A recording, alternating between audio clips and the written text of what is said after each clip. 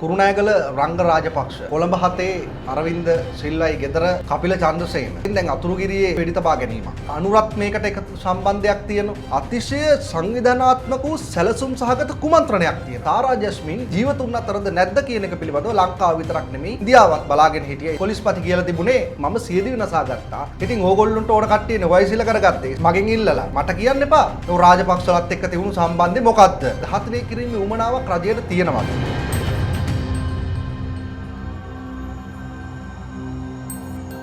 අයිබන් සුබ දවසක් කුරුණෑගල රංග රාජපක්ෂ එහෙන් කොළඹ 7 අරවින්ද සිල්වයි ගෙදර කපිල චන්ද්‍රසේන අනෙක් පැත්තෙන් දැන් අතුරුගිරියේ තවත් එක්තරා සියදිවි නසා ගැනීමක් යයි සඳහන් වෙන වෙඩි තබා ගැනීමක් හිටපු පොලිස්පතිවරයෙක් 35 වෙනි පොලිස්පතිවරයා මේක තමයි කතාව අද දවසේ හරි මේ පුදුමාකාර සිද්ධි දාමයක් තියෙනවා මේ සියලු ඝාතන ඇතුලේ මේ සියලු වෙඩි තබා ගැනීම සියදිවි නසා ගැනීම ඇතුලේ මේවයි කතාන්දර ගෑවෙන්නෙම කොහෙන් හරි මේ පාස්කු ප්‍රහාර සිද්ධියට එහෙම නැත්නම් දවන්ත ලෙස මූල්‍ය වංචා සිද්ධීන් එක්ක මේ හැම තැනකම මොකක් හරි දූෂණයක් වංචාවක් අක්‍රමිකතාවක් කොහෙන් හරි විදියකට ගාවන්න උත්සාහයක් තියෙනවා ඒක ඔබ දකිනවා සමාජ මාධ්‍ය ඇතුලේ ප්‍රධාන ධාරාවේ මාධ්‍ය ඇතුලේ ඔබත් මමත් අපි මේ දකින සමාජය ඇතුලේ වික්‍රමරත්න මහත්තයා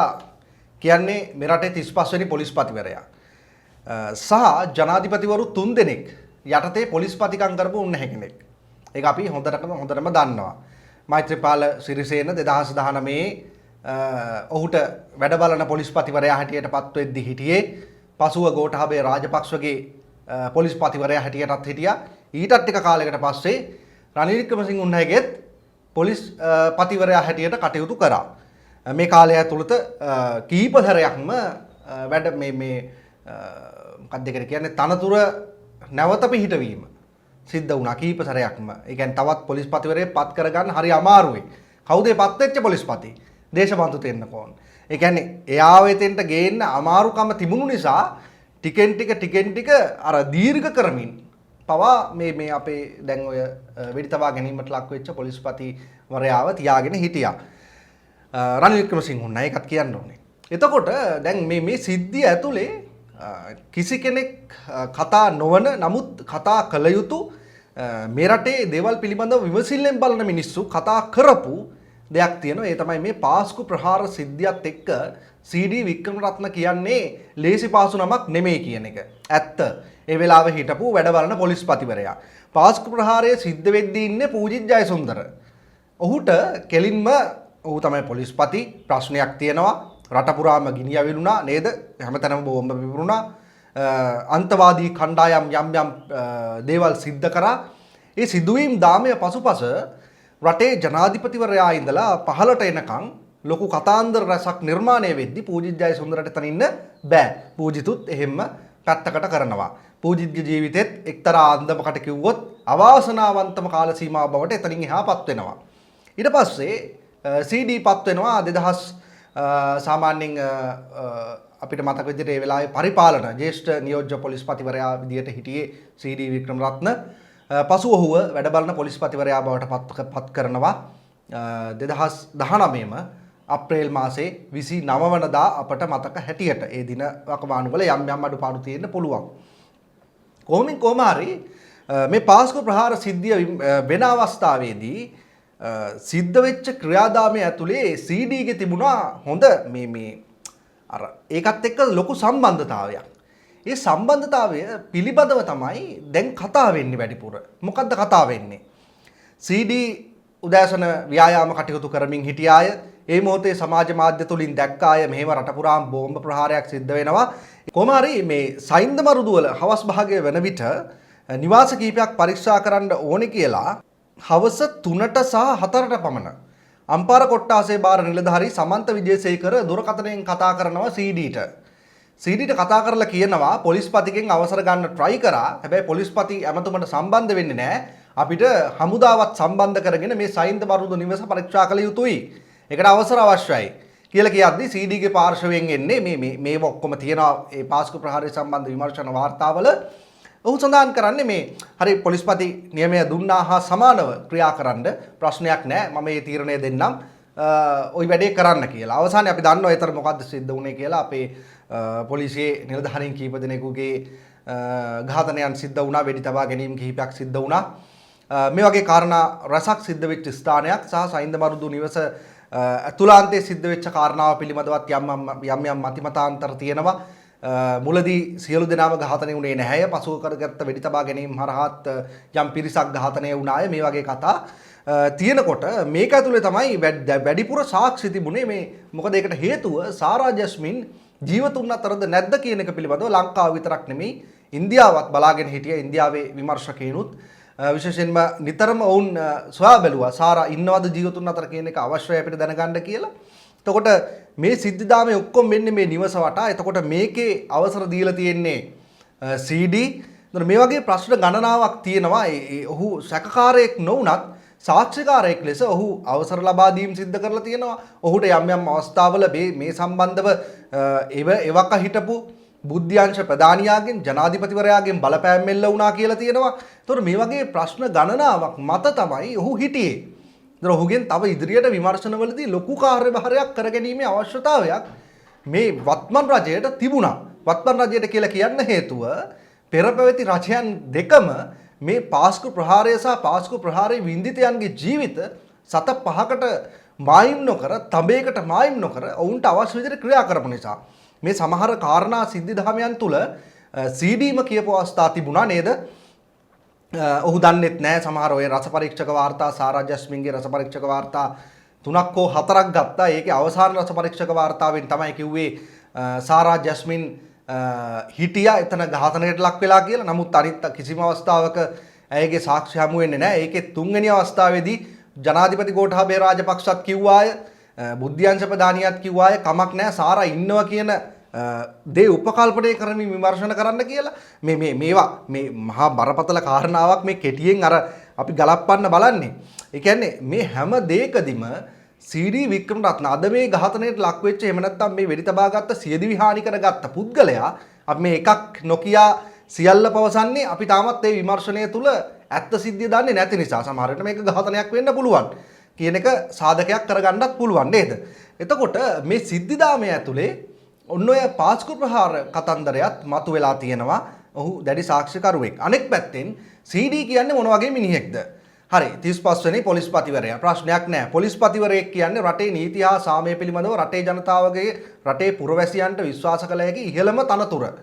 එතකොට ඔහු අනිවාර්යයෙන්ම මේ රටේ ජනතාව වෙනුවෙන් පෙනී ඉන්න ඕනේ. ඒක තමයි යාගේ ප්‍රධාන කාර්යභාරය.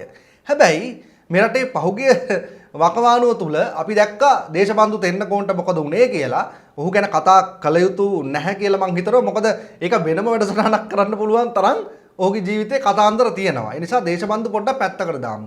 ඊට පෙර හිටිය CD ගැනත් එහෙම ලේසි පාසු කතාන්දර ටිකක් නෙමෙයි අපි ඇහුවේ. ඒකේ එක්තරා සිද්ධියක් මම මතක් කරන්නම්. දැන් ඔහු ජීවතුන් අතරත් නෑ. හැබැයි ඉන්න කාලෙත් අපි මේ සටනේ හිටියා. CD කිව්ව එක්තරා අවස්ථාවකදී ජනාධිපති ලේකම් කාර්යාලයට කැඳවල ගෝඨාභය රාජපක්ෂ ඇහුවාම අර රට පුරාම අරගල සමයේ ගිනි තබා ගැනීම සිද්ධ වෙද්දී පොලිසිය මොකද කරේ කියලා අහන වෙලාවේ ගෝයිසි මහත්තුරු හිටියා නේද? මේ මෙච්චර හිටියා කියද්දී ඒකට ප්‍රශ්න කරා മന്ത്രി ගොල්ලොත් මේ හිටපු මැති ඇමතිවරුත් මේ අයි පොලිස්පතිවරයා ක්‍රියාමාර්ගයක් ගත්තේ නැත්තේ වගේ එකක් දාලා පොලිස්පතිගේ පැත්තට දාන්න හදද්දී ටක් ගාලා අනිත් පැත්තට පොලිස්පති කියලා තිබුණේ. ඉතින් ඕගොල්ලන්ට ඕන කට්ටියනේ වයසිල කරගත්තේ ස්ථානාධිපතිවරු කරගත්තේ මගෙන් ඉල්ලලා. ඉතින් දැන් මට කියන්න එපා ඒක වැඩි වුණ නැත්තම් කියලා වගේ නිකන් අර සිනහවට ලක් කරමින් උපහාසයට ලක් කරමින් ওই වගේ ප්‍රකාශ කරපු පුද්ගලයෙක්. එතකොට මේ එකක් විතරයි. සහ CD කියන්නේ පහුගිය දැන් අපි උදාහරණයකට ගත්තොත් සාමාන්‍යයෙන් ලංකාවේ දේශපාලනයේ හැසිරෙන විදිය දැන් අනුර කුමාර දිසානායක පත් වෙද්දී ප්‍රියන්ත වීරසූරිය පත් වෙනවා. කියන්නේ ඒක අර සාමාන්‍යයෙන් රජයේ ක්‍රියාවලියට යම් සහයක් දැක්විය හැකියයි. එහෙම නැතුව මේ අනුරට උදව් කරයි, අනුරගේ පවුලේ අයට උදව් කරයි කියලා නෙමෙයි. රජයේ වැඩපිළිවෙල සාර්ථක කර ගැනීමේ ක්‍රියාදාමයට අවශ්‍ය කරන පුද්ගලයන් තමයි ඉහළ පුටුවලට පත් කරගන්නේ. ඒක ජනාධිපතිවරයා සතු බලතලයක්. එතකොට මහින්ද ගෝඨාභය රාජපක්ෂත් CD අවුලක් නැහැ මරු කියලා තියන් ඉන්නවනම් රනිල් වික්‍රමසිංහත් CD අවුලක් නැහැ මරු කියලා තියන් ඉන්නවනම් රනිල් ඉතින් කොහොමත් අත්තරලා දාන්න පුළුවන් නේ මොකද දේශමාධ්‍යපත් කරේත් රනිල්නේ. එතකොට දැන් මේවයි යම් සැකයක් මතුවෙනවා. මේ ඉන්න පුද්ගලයොත් එක්ක CD කියන මේ පොලිස්පතිවරයාගේ යම් කිසි අර සහසම්බන්ධතාවයේ ලැබෙදිහවන් අතර ලොකු ගැටුමක් තිබුණාද කියලා. සහ මේ පාතාල ක්‍රියාකාරකම් සිද්ධිදාමයන් ඇතුලේ අපිට නිතරම ඇහෙනවා මේ CD වික්‍රමරත්න සම්බන්ධව දූෂණ චෝදනා. පාතාලයේත් එක්ක ගොඩක් සම්බන්ධතා තිබුණාය. අසීමිත ලෙස වත්කම් රැස් කරාය. එහෙම කියද්දී ඔබ අපෙන් ප්‍රශ්න කරાવી ඔය කෝ රැස් කරා නම් අර දැන් මැරිලා හිටපු ගෙදර බලන්නකො එච්චර ලොකු වටිනාකමක් නැති තරක් නේ කියලා. ඔව් ඒකත් සාමාන්‍යයෙන් හොඳටම හොරකම් කරන එක උපරිම සැපේ ඉන්නවා කියලා පෙන්වන්නේ නැහැ ගමට රටට. ඒක සාමාන්‍ය දෙයක්. ඒ නිසා මේවා විමර්ශනය කළ යුතුයි. මේවා අපි මේ විමර්ශනය නොකර කෙලින්ම කියන ඒවා නෙමෙයි. නමුත් යම්කිසි සාක්ෂි සාධක ඉතිහාසය එක්ක ගලප්පද්දි ගලප්ප ගන්න පුළුවන්. ඒක රාජපක්ෂලත් එක්ක තිබුණු සම්බන්ධය මොකද්ද? රාජපක්ෂලා ඇයි වැඩි ෆේවරේෂන් එකක් කරේ කියන එක සම්බන්ධතාව හොයනකොට මොකද හිටපු අධිකරණ ඇමතිවරුන්ගේ පුත්තුත් මහත්තයෝ මේ වෙනකොට මේ කෝටි ගණන් අල්ලස් අරගෙන නඩු කටයුතු දැන් අදත් නඩුවක් තිබුණා රකිත කවුද සමගි ජන බලවේගයේ හිටපු හොරණ සංවිධායක නමත් අමතක වෙනවා මේ චරිත් අබේසිංහ. එතකොට මේ අදත් නඩුව තිබුණා නැවතත් දීර්ඝ කරා රක්ෂිත බන්ධනාගාරගත කරා ඊළඟ නඩුව ආරම්භ වෙනකන්. එතකොට මේගොල්ලෝ කවදා එන්න හම්බෙන්නේ නැහැ මේ අධිකරණ ඇමතිවරුන්ගේ පුත්තු හොඳේ. එතකොට පොලිස්පතිවරයා ගැන කවර කතාවද? ඒ නිසා මේ CD ගේ මේ කතාන්දරය මහා ප්‍රහේලිකාවක් බවට පත් වෙලා තියෙනවා. අතිශය ගැඹුරු විමර්ශනයක් කළ යුතු අවස්ථාවක් බවට පත් වෙලා තියෙනවා. මේ වෙනකොටත් CD වික්‍රමරත්නගේ ගෙදර පරීක්ෂා කිරීමේ කටයුතු සිද්ධ වෙනවා. විශේෂයෙන්ම මිරිහාන අපරාධ කොට්ටාසේ නිලධාරීන් ඒ වගේම ඇඟිලි සලකුණු විමර්ශන ඒකකයේ නිලධාරීන් මේ වෙනකොට ඒ පරීක්ෂණ ආරම්භ කරලා තියෙනවා. ඒ වගේම දැනට අපට අහන්න ලැබුණා මරණ පරීක්ෂණය අවසන් වූ වහාම තීරණයක් ගන්නවා කියලා පොලිස්පති පාර්ශවයෙන් ඇවිල්ලා තිබුණා. මේ වෙනම කණ්ඩායමක් දාලා විශේෂ විමර්ශන කණ්ඩායමක් කරා මේ ගැන පරීක්ෂණ කරනවාද කියන එක සහ මේක ඇතුලේ තවත් කතාවක් මතුවලා තියෙනවා සමාජ මාධ්‍ය එකත් කිව යුතුමයි. මොකද රටේ ජනාධිපතිවරයා සහ ආණ්ඩුව මේ සියලු ඝාතන මේ සියලු සීදී විනාශා ගැනීම වලට එකතු කිරීමේ යම් කුමන්ත්‍රණයක් විපක්ෂ කණ්ඩායම් මේ වෙලාවේ කරගෙන යනවා. අපි ඒක දකිනවා. විශේෂයෙන්ම කුරුණෑගල රංගගේ ඝාතනය අර මිලියන් 2.5 අර මහ බැංකුවේ සිද්ධිය ඕස්ට්‍රේලියානු මුදල් ඒක හරියට දී ගන්න බැරි වුණා කියලා. අනෙක් කාරණාව ඒක සම්බන්ධව වෙනම මේ පහුගිය දවසේ කෝප් කමිටුවේ කතා වුණා ඔය මහ බැංකු සිද්ධියේ. ඒක ඇත්තටම අර ඊමේල් පද්ධතියේ යම් ගැටලුතාවයක් නිසා සිද්ධ වෙච්ච කාර්යයක් කියන එක සඳහන් කරලා තිබුණා. අනෙක් පාර්ශවයෙන් දැන් මේ කපිල චන්ද්‍රසේන මිග්ඥානා ගනුදෙනුව ගෝඨාභය රාජපක්ෂගේ ආරක්ෂක ලේකම් ඉන්න කාලේ නේද රටට ගෙන්නපු මිග්ඥානා ගනුදෙනුවක් සම්බන්ධ මහා පරිමාණ දූෂණයකට වරදකරු වෙච්ච කපිල චන්ද්‍රසේන සීදී විනාශා ගන්නවා. ඒකත් කොළඹ 7 දී මේ මහා මේ ආරක්ෂිත පද්ධතියක් තියෙන ස්ථානයකද. එතකොට මේ ඝාතන සම්බන්ධව රජය මේකට සම්බන්ධයි අනුර මේකට සම්බන්ධයි වගේ එකක් ගන්න උත්සාහ කරනවා. හැබැයි නිකන් අපි සාමාන්‍ය පුරවැසියන් විදියට ඔබත් මමත් නිකන් සාමාන්‍ය හිතලා බැලුවොත් මේ වෙලාවේ නීතිය හරියට ක්‍රියාත්මක වෙනව නම් නීතිය ක්‍රියාත්මක කරන ආයතන නිසියාකාරව වැඩ කටයුතු කරගෙන යනව නම් ඇත්තටම මේ අයව ඝාතනය කිරීමේ උවමනාවක් රජයට තියෙනවද? එහෙම නැතුව කවුරු හරි මේකේ අනුරත් මේකට එකතු සම්බන්ධයක් තියෙනවා. එහෙම නැත්නම් මේකේ ඉන්න ලාල්කාන්තත් මේකට සම්බන්ධයක් තියෙනවා. හරිනිගෙත් පොඩි හරි සම්බන්ධයක් තියෙනවා කියලා තේරුණා නම් ඔන්න ප්‍රශ්නයක් නැහැ මැරුවා කියන්න.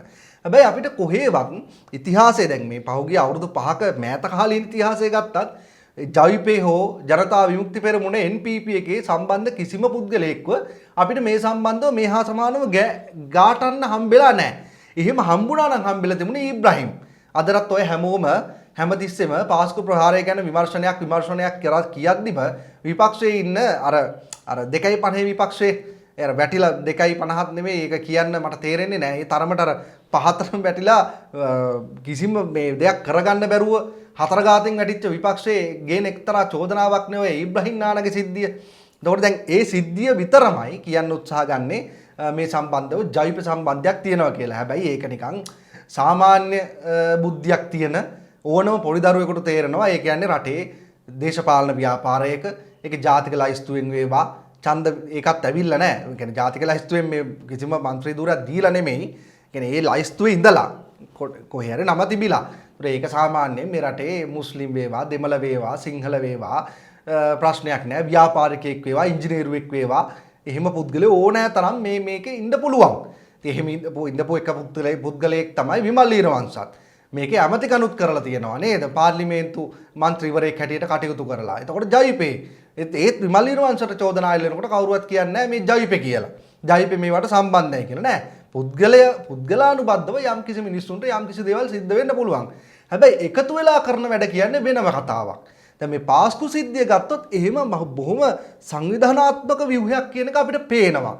සුරේෂ් සලේ එහෙන් එයාව එළියට ගන්න කී කෑ ගහද්දි සුරේෂ් සලේ ගන්න කියලා ගම්මන් පිළල විමල්ල එකතු වෙලා වෙනම උද්ඝෝෂණ ව්‍යාපාර දියත් කරද්දි නාමල් රාජපක්ෂවල තැන තැන ගිහිල්ලා මෙන්න අපිව ගන්නවා මේ දේශපාලන පරිගැනීම් කරන්න හදනවා කියලා කෑ ගහද්දි අධිකරණ අමාත්‍යවරයා ගෙලියට පළ කියලා විපක්ෂයෙන් විශ්වාස භංග කෙරෙද්දි එතකොට මේවයි අපිට තේරෙනවා මේ එකට එකක් බැදිච්ච අතිශය සංවිධානාත්මක වූ සැලසුම් සහගත කුමන්ත්‍රණයක් තියෙනවා. ඒ කුමන්ත්‍රණය මේ රටේ සාමාන්‍ය බුද්ධියක් තියෙන මිනිස්සුන්ට තේරෙනවා. ඒ මිනිස්සු අපිත් එක්ක ඉන්නවා. අපි දන්නවා. ඒ අය සාමාන්‍ය මේ කමෙන්ට් සෙක්ෂන් එකේ දැන් උනත් අපිට මේ වැඩසටහනේ අද්දි බලන්න පුළුවන්. මේකත් එක්ක කියන කාරණාවල ඔබ අපිත් එක්ක මේකදී එකඟ වෙනවා. හැබැයි මේ සියල්ලම පසෙකට දාලා අර තමන්ගේ විතරක් බඩ වඩා ගන්න බලය වෙනුවෙන් ඕනම තුප්පහි වැඩක් කරන්න බලන් ඉන්නේ උන්ට මේක දරා ගන්න බෑ. එහෙම අය තමයි මේ කියන කතන්දර වලින් මේ ආණ්ඩුවට අනුරට නේද මේකේ පොලිස් ඇමති ආනන්ද විජේපාල මේ දන්නෙත් නැහැ කොහෙද හිටියේ කියලා. ඒ මිනිස්සයා ආවා වැඩක් කරගෙන යනවා. මේ වෙනකොට අපි දන්නා තරමින් අවුරුද්දක් ඇතුළත පොලිස් සේවයේ දහසක් දෙනා අතිශය සංවිධානාත්මක වූ සැලසුම් සහගත කුමන්ත්‍රණයක් තියෙනවා. ඒ කුමන්ත්‍රණය මේ රටේ සාමාන්‍ය බුද්ධියක් තියෙන මිනිස්සුන්ට තේරෙනවා. ඒ මිනිස්සු අපිත් එක්ක ඉන්නවා. අපි දන්නවා. ඒ අය සාමාන්‍ය මේ කමෙන්ට් සෙක්ෂන් එකේ දැන් උනත් අපිට මේ වැඩසටහනේ අද්දි බලන්න පුළුවන්. මේකත් එක්ක කියන කාරණාවල ඔබ අපිත් එක්ක මේකදී එකඟ වෙනවා. හැබැයි මේ සියල්ලම පසෙකට දාලා අර තමන්ගේ විතරක් බඩ වඩා ගන්න බලය වෙනුවෙන් ඕනම තුප්පහි වැඩක් කරන්න බලන් ඉන්නේ උන්ට මේක දරා ගන්න බෑ. එහෙම අය තමයි මේ කියන කතන්දර වලින් මේ ආණ්ඩුවට අනුරට නේද මේකේ පොලිස් ඇමති ආනන්ද විජේපාල මේ දන්නෙත් නැහැ කොහෙද හිටියේ කියලා. ඒ මිනිස්සයා ආවා වැඩක් කරගෙන යනවා.